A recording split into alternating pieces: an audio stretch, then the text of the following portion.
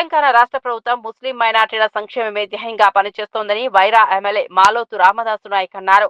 ఖమ్మం జిల్లా Wyra MLA camp కార్యాలయంలో Indiramma minority మహిళా శక్తి పథకం కింద నియోజకవర్గంలోని 264 మంది ముస్లిం మైనార్టీ మహిళా లబ్ధిదారులకు 2,65,00,000 రూపాయల విలువైన కుట్టు మిషన్లు, సీఎంఆర్ఎఫ్, కళ్యాణ లక్ష్మి, షాదీ ముబారక్ చిక్కులను ఎమ్మెల్యే పంపిణీ చేశారు.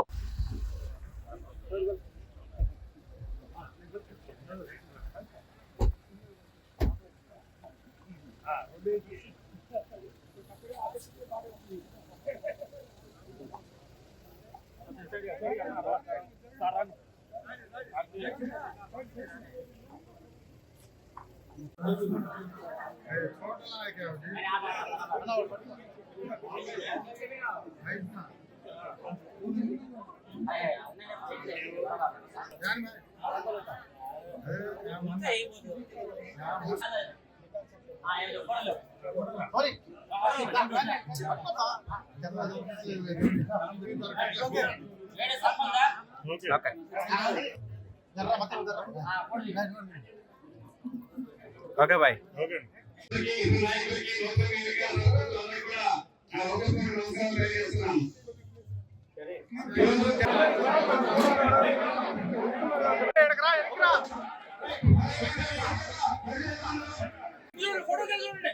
రైట్ చూడండి ఒకసారి అందరూ.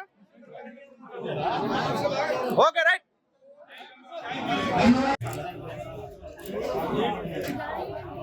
అన్న ఓకే.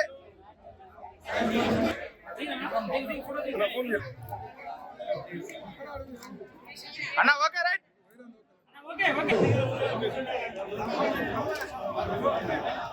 అన్న ఓకే. ఇచ్చుడు ఇచ్చుడు. ఓకే ఓకే అర్థమైందిగా.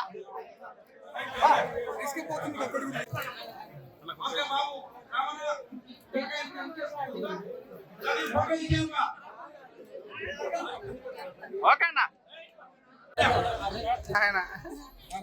ఓకేనా రైట్. సరే ఓకే కొట్టు. ఎంతసేపు మరి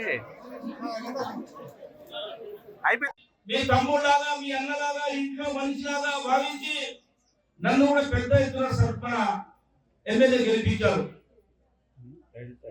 మా సర్పంచులను గెలిపించారు. మీరందరూ కూడా మీ అందరికీ మీ తమ్ముళ్ళలాగా అన్నలాగా వాళ్ళందరూ నేను మీ గ్రామ అభివృద్ధి కోసం మైనారిటీ సోదరుల కోసం మీ అందరం కూడా మనస్ఫూర్తిగా కష్టపడుతుంది తెలియజేస్తూ ఈ రోజు అన్ని విషయాలు మనం మిత్రులు చెప్పారు. ప్రభుత్వం ఇందిరమ్మ ప్రభుత్వం ప్రజా రాజ్యం రేవంత్ రెడ్డి గారి నాయకత్వంలో ఇవాళ ప్రతి స్కీము కూడా మహిళా సోదరుల పేరు మీద ఉన్నది. ఇవాళ బస్ ఎక్కే కాడ నుంచి మొదలుపెట్టుకొని బస్ ఎక్కిన కాడ నుంచి ఎన్నికలు మాటించాం సోదరులందరికీ కూడా ఈ ప్రభుత్వం వాళ్ళు బస్సు ఎక్కే ప్రతి పైసా కూడా మేము కడతామని చెప్పేసి. ఏమో బస్సు ఎక్కినావు ఎప్పుడన్నా? ఎక్కినావమ్మా? ఎక్కడ ఎక్కినావు?